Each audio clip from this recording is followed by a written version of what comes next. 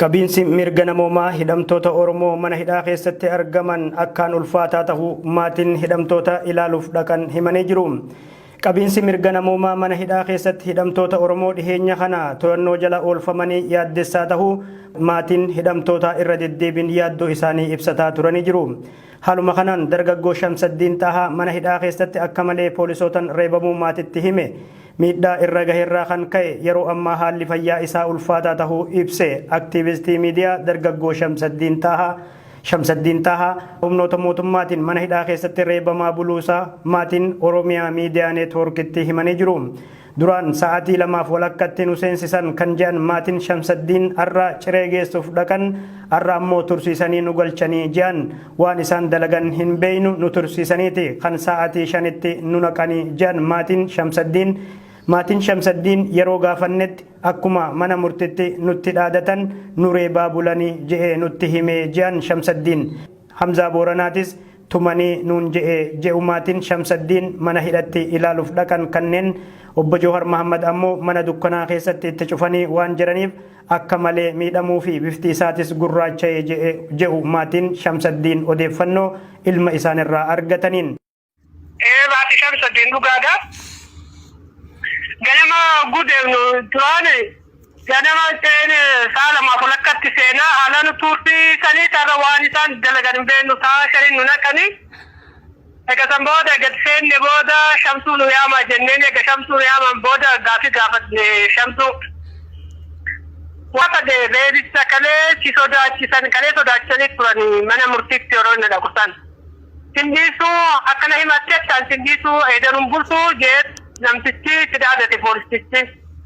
Akkuma isaan wayi kakaleetiin jaansa wayi si dhaanii yaaboo jennaan wanta kana nan bisnee jismiin siyyee wanta akkan jirtu eedanatuma bulanii nun jee Shamsuun.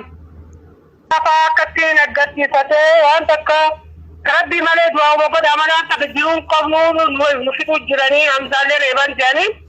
Jawaarillee kan booda dhibee jawaarillee naannaan wanta akka gammachuun qabu jawaarillee gugurraachatee haalli kachi keessa jiraatan baay'ee nama jibbisiisaa mana dukkanaa keessa teessisanii ulaa irra qullufanii addaan babaasanii tokko tokko wal arguu hin danda'anii wanta nu fooyya'u dhiisaati daranuu ammaatee nu hin jaani akka wanni jiru qalma ammaa nuti hin jaa wanta akka wanni sun beekan.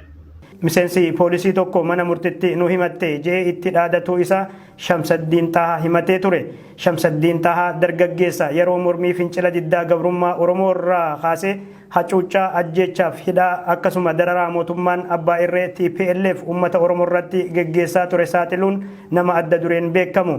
Gama biraatiin komishiniin mirga namoomaa Itoophiyaa obbo Daani'eel Baqqalaa rakkoon kamuu hidhamtoota Oromoo mana hidhaa keessatti argaman irra gahaa jiru hin jiru jechuun BBCtti himanii jiru.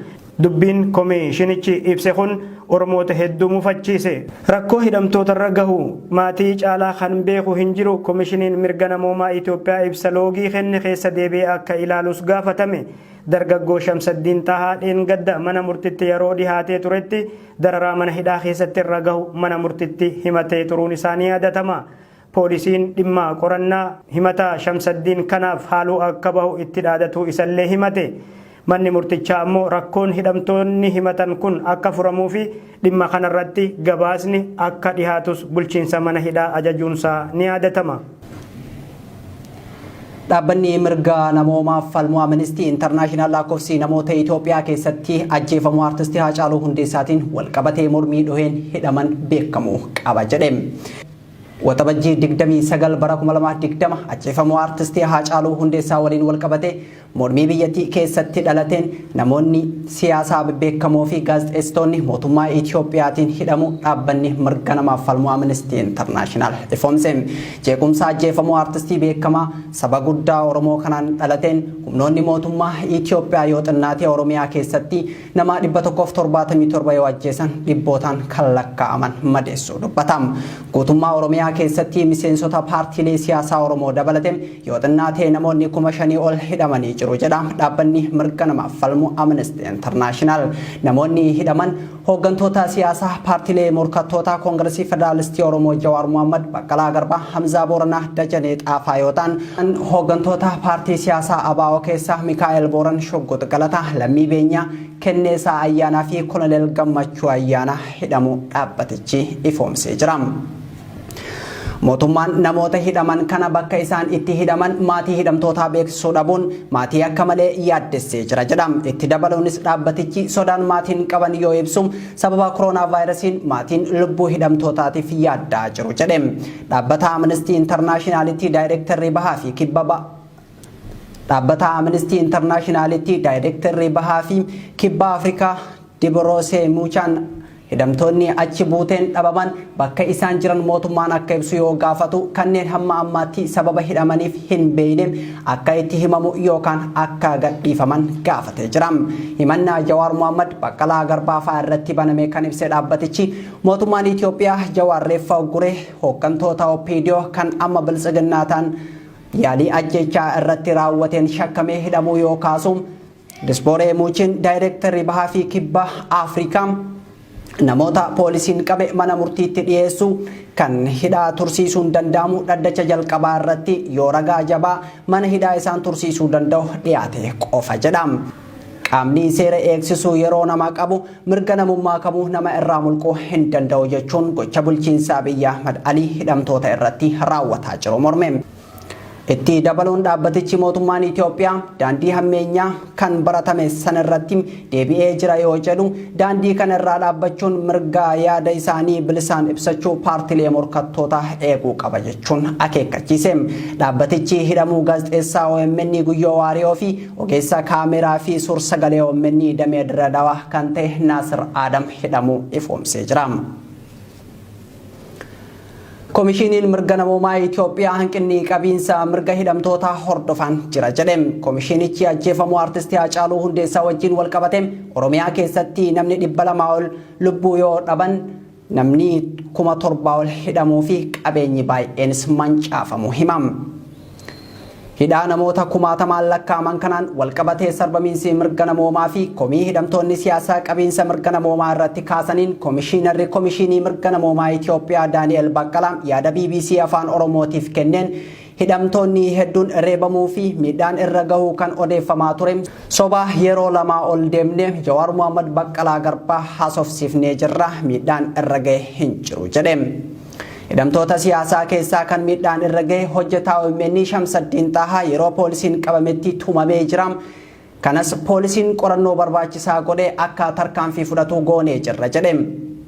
Kanaan alaa hidhamtoota siyaasaa kanneen irratti miidhaan kamiyyuu mana hidhaa keessatti irra gahaa hin jiru jechuun dubbate. Garuu hidhamtoonni siyaasaa Oromoo mana dukkanaa keessatti hidhamanii miidhaan irra gahaa turuu fi kalee ammoo xiinxallaa siyaasaa Jawaar Mohaammadii fi itti aanaa dura ta'aa Koongiresii Federaalistii Oromoo obbo Baqqalaa Garbaa adda baasanii akka jiran abukaattoon isaanii obbo Tulii Baay'isaa himaniiti jiru. Shamsaddiin Xaahaa ammoo irra deddeebiin mana hidhaa keessatti iccitiin bira jiraa baasii jedhanii reebaa akka turee fi doorsifni garaagaraa hamma guyyaa kaleetti irratti geggeeffamaa turuu isaa gabaasuun keenya ni yaadatama. Amma immoo Shamsaddiin Xaahaa fi Hamzaa Booranaa eda reebamaa bulutu dhagahame. Haalli Jawaar Mohaammed fa'aa keessa jiranis kan nama yaaddessu akka ta'e maatiin OMN'tti himanii jiru. Komishiniin mirga namoomaa Itoophiyaa garuu haalli hidhamtoonni keessa jiran gaariidha jechuun waakkateeti jira. Aanaa Fantaallee keessatti haleellaa hidhattoonni naannoo Affaar fudhataniin yoo xiqqaate lubbuun nama tokko darbuu jiraattonni himanii jiru. Hidhattoonni naannoo Affaar Aanaa Fantaallee keessatti nama tokko ajjeesuu fi kan biraa tokko madeessuu maddeen naannicharraa nuuf gabaasaniiti jiru. Dulli naannoo Affaar irraa daangaa qaxxaamuruun lubbuu balleessuun kun isa duraati miti. Yeroo garaagaraatti lola horsiisee bultoota jidduutti dhalatuun lubbuu namaa fi qabeenyis mancaa ture. Hidhattoonni daangaa Oromiyaa qaxxaamuruun lola banan kanneen naannoo Affaariin deeggaramu jedhu jiraattonni Aanaa Fantaallee. Hidhattoonni naannoo Affaar lola kan banan yeroo rakkoon qaamota lameen jidduutti dhalate gumaa waliif kaffaluuf beellamametti jedhame. Akka namni kun jedhutti qaamoleen mootummaa adeemsa marii araaraa gumaan xumuramuuf geggeeffamaa jiru kana gufachiisuuf shira xaxuun walitti bu'iinsi kun akka dhalatu taasisanii jiru jedhama.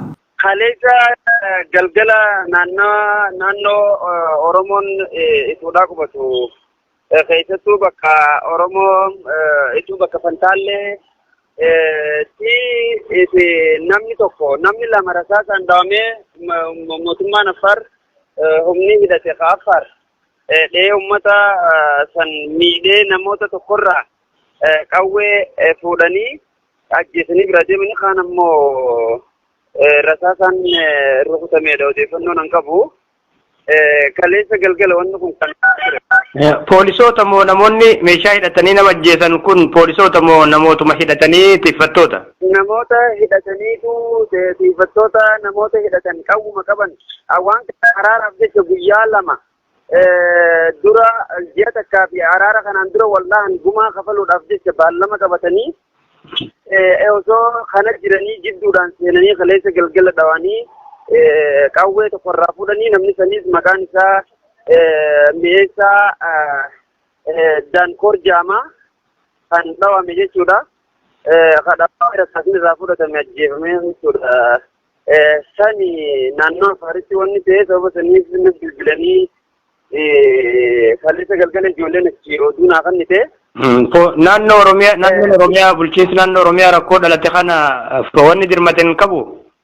Naannoon Oromiyaa waan kana wanni kun akka yaadamutti tenshinii uummataa yookaan ammoo sochii haala ammaan kana keessatti argamu kana joorsisuudhaaf jecha waan godhamedha. Ijoollee qeerrootiin walii bilbilee wanni kun maaf godhamuu danda'e eega baallama qabatanii araaraaf kan karaa kaayyataniin booda wanni kun maaf kan jennu san xinxallee turre ittis yaannee namoota hedduun irra waliin dubbannee turre sochiin kun kan godhamee fi tenshinii uummataa sochii kanarraa gufachiisuudhaaf jecha waan godhame ta'uu itti yaadamee ta'uusaa hubannee jirra. Har'aas daawwanni beekaman jiru gabaasni ganaa ijoollee waan jiru. Hidhattoonni naannoo Affaar kunneen saamicha looniitis nurratti geggeessu jechuun horsiisee bultoonni naannoo Oromiyaa ni komatu. Biyya heeraan bultu keessatti shiftoonni meeshaa hidhatanii namaa saaman as naannoo Affaar kana irra duulu jedhu.